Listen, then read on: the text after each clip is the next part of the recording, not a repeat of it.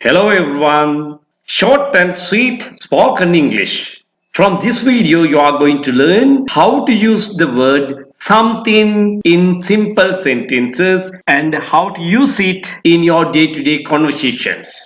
Something කියන වචනය සරල වාක්‍ය තුල යොදාගෙන එදිනෙදා කතාබහේදී කොහොමද පාවිච්චි කරන්න කියලා අපි අද මේ වීඩියෝවෙන් ඉගෙන ගමු.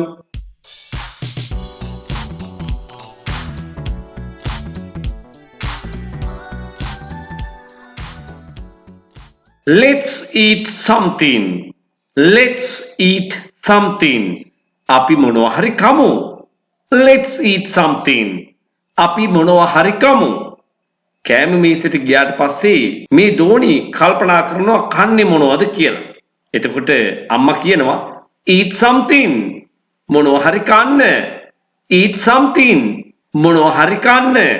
නිදහස් දැනකට ගියපු යාළුවෝ දෙන්නෙකුගෙන් එක්කෙනෙකුට හිතෙනවා මොනවා හරි බොන්න. අපි මොනවා හරි බොමු. Let's drink something. Let's drink something.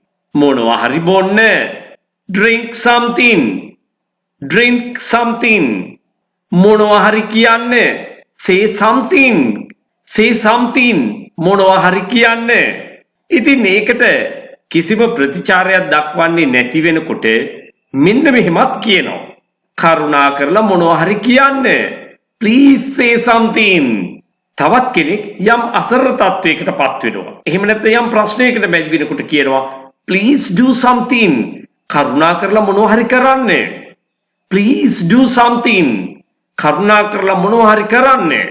ලියන්නේ මොනවද කියලා කල්පනා කරනකොට අපි උපදෙස් දෙනවා Write something. මොනවා හරි ලියන්න. Write something. මොනවා හරි ලියන්න. උයන්නේ මොනවද කියලා කල්පනා කර කර ඉන්නකොට යාළුවා කියනවා cook something. මොනවා හරි උයන්න. cook something. හදිසියේ යාළුවාගේ බර්ත්ඩේ එක හරියයි අමතක වෙච්ච කෙනෙක් ඒ ගැන කතා කර කර ඉන්නකොට තවත් යාළුවෙක් උපදෙස් දෙනවා buy something for him. ඔහු වෙනුවෙන් මොනවා හරි මිලට ගන්න. buy something for him. ඔහු වෙනුවෙන් මොනවා හරි මිලට ගන්න. තව කෙනෙකුට උපදෙස් දෙන්න පුළුවන් අපිට මෙහෙම. think something. මොනවා හරි හිතන්න. නිකන් ඉන්න එපා. මොනවා හරි හිතන්න. think something. සමන්‍යාපසර්ගේ වීඩියෝ බලන නෝනට මහත්තයා මෙහෙම කියනවා. learn something from this video too. learn something from this video too. මේ වීඩියෝ වෙනුත් මොනවා හරි ඉගෙන ගන්න. අන්න එහෙමයි ඔයත් ඉංග්‍රීසි ඉගෙන ගන්න ඕනේ. අපිට පොඩි වචනයක් වුණාට කමක් නැහැ. අපි හිතන පතන ආකාරය වෙනස් කරගන්න නිර්මාණශීලී වෙන්න. මෙන්න මේ විදිහට ඉංග්‍රීසි ඉගෙන ගන්න ඔයත් කැමති නම් ඔයාට මගේ නේවාසික පුහුණු පාඨමාලා සඳහා සම්බන්ධ වෙලා දින 21ක් වෙන්න පුළුවන්, දින 45ක් වෙන්න පුළුවන්. මේවට සම්බන්ධ වෙලා ඉතාම කෙටි කාලයක් තුළ වඩාත් නිවැරදිව ව්‍යාකරණ ඉගෙන ගනිමින් ඉංග්‍රීසි භාෂාව චතුර ලෙස කතා කිරීම සඳහා ඔයාට පුහුණු වීම ලබා ගන්න පුළුවන්. විදේශගත වෙන්න බලාපොරොත්තු වෙමින් ඉන්න ඔයාට, රැකියාවක් බලාපොරොත්තු වෙමින් ඉන්න ඔයාට, එහෙම නැත්නම් විවිධ වෘත්තීන් වල නියැලීලා ඉන්න ඔයාට ඉතාමත්ම වටිනවා. මොකද කෙටිම කාලයක් තුළ ගොඩාක් දේවල් ඉගෙන ගන්න හැකියාව ලැබෙනවා, පුහුණු වෙන්න හැකියාව ලැබෙනවා. ඒ නිසාම භාෂාව ඉගෙනගෙන හොඳ ප්‍රවීණත්වයකින් යුතුව කතා කිරීමේ හැකියාව ලැබෙනවා.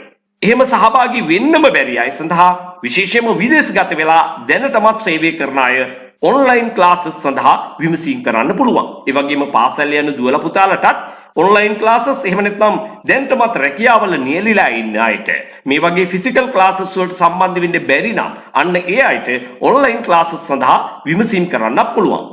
ඔයාට අවශ්‍ය කරන සියලු දේ WhatsApp මගින් 071 දැන්ම යොමු කරන්න.